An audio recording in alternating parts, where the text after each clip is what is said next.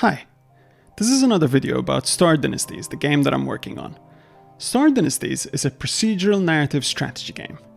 If you'd like an introduction to the game, please check out the What is the Game Like video linked below. Today I'm going to talk about the political actions that you can take as the leader of a faction in this feudal universe. One of the most important things to keep in mind is that your control over your empire is not absolute. Your rulers have independent militaries, and you depend on those militaries both to be aggressive, to defend yourself, but also because they have those militaries, that means they could be a significant threat to you as well. So most of your power comes from making sure that you keep your rulers and your vassals on side. Now, what are the tools you have to do this? Well, one of the first things you have is you have the threat of replacing a ruler or a leader that is becoming problematic. So if a ruler was a particular threat, you would depose them and you might replace them with someone who you trust, or perhaps who is related to you and therefore much less likely to rebel. Now, of course, the ruler wouldn't just take that lying down. They're likely to at least have a pitched battle with your forces, and if you pick on a particularly popular ruler, you might end up sparking a larger scale rebellion that you would then have to deal with. So it's a tool to be used sparingly. Another consideration in managing your empire is that you don't have access in this regressive future to some kind of state bureaucracy that helps you manage this empire. Instead, it's all being managed by you personally and a small team of individuals. So you don't really have the time and attention to manage each system in detail. Instead, the only way to do it is to break up your empire into factions and delegate tax collection and other duties to these vassal factions. You've got a limit to how many you can manage directly. And obviously this creates a little bit of a risk. If you set up a vassal leader who ends up being popular and powerful and perhaps not very tightly aligned with you, you could end up with a faction splitting because you've created an internal rival. So again, it is something that you need to be quite careful about how you set up your faction internally.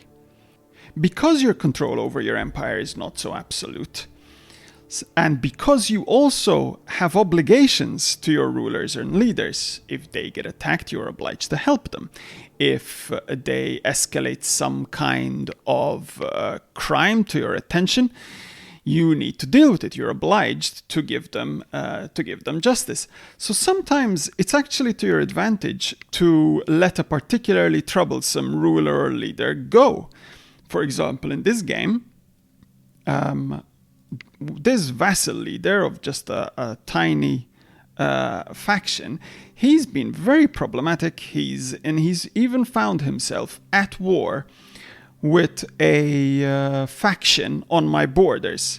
Now that's a risk for me, because he could get attacked and then draw me in. To be fair, he's become so hated, he might actually become attacked by a member of my faction themselves, because I can't really stop them doing it if they wanted to. So he's such a problematic leader, it would actually be to my advantage to let him go. And down the line, when I'm perhaps in a more stable position, I can try to reacquire that system. To build relationships with other leaders and rulers, I would send a diplomat.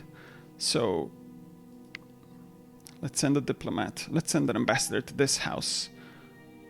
And I seem to only have one person right now I can send. I think the rest of them are already out on various missions.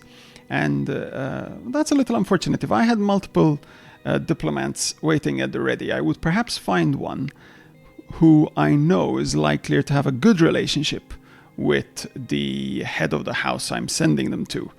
Because if they like each other, well, he's likely to leave a better impression of me with that leader or with that archon. But in this case, I'm just going to send whatever I have available. Now, you wouldn't just send diplomats to external leaders and rulers, you'd also send diplomats internally within your faction, because as I said, your rulers and leaders are quite independent. So you'd also use that tool to try to keep them on your side.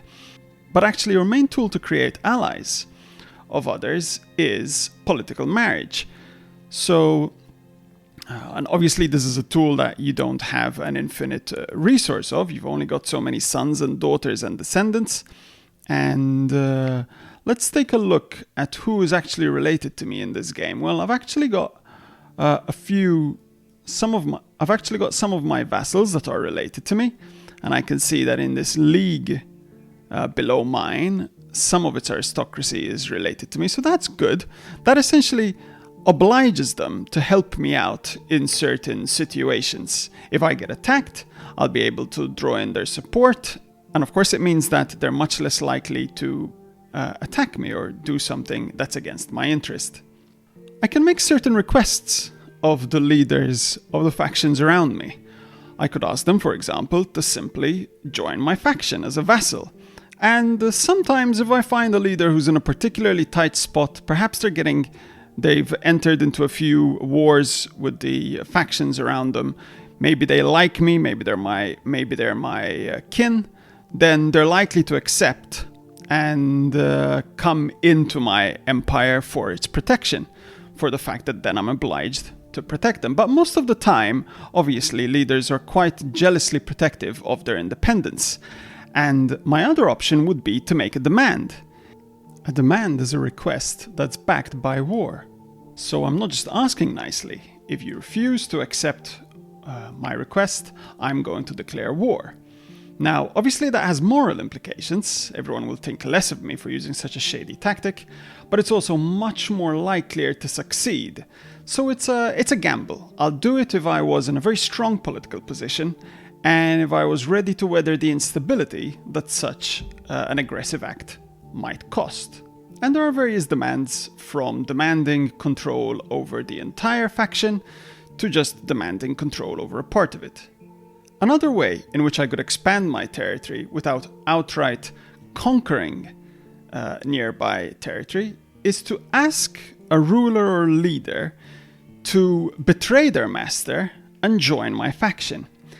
Now, obviously, because this is a crime not just for me but also for them, it's not something that I'm going to find a lot of takers usually. But every now and then I'll spot a ruler, I think this one will be a case in point, who is having some kind of feud with their master.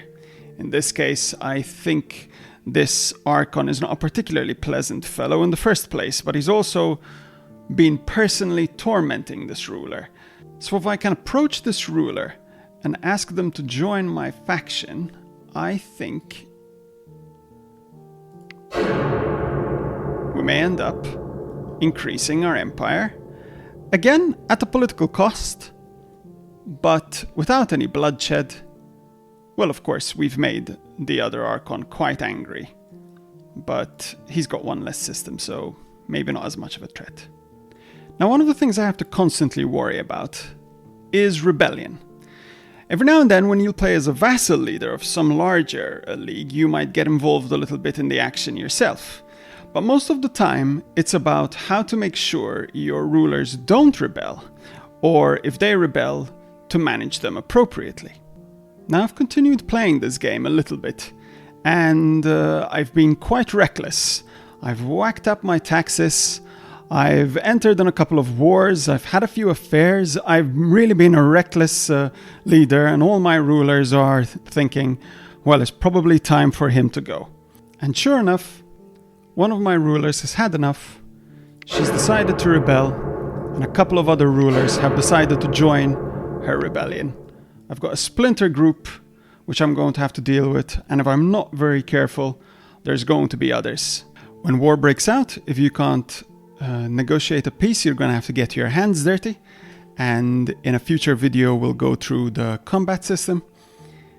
And lastly, One of the things that I will cover as well in a future video is the way claims work. Characters can have claims to rule a particular system or lead a particular faction, and factions themselves have claims on owning certain systems or having certain vassals. And the implication of claims is that they change the moral consequences of taking certain actions. There's obviously a big difference between declaring a war of conquest and declaring a war to reinstate the rightful ruler or leader to a throne. So I hope you found this overview of the politics in Star Dynasties interesting. If you like the game, please follow me on Twitter or Facebook. If you have any thoughts or feedback, please leave a comment below. I would love to hear it. Thank you.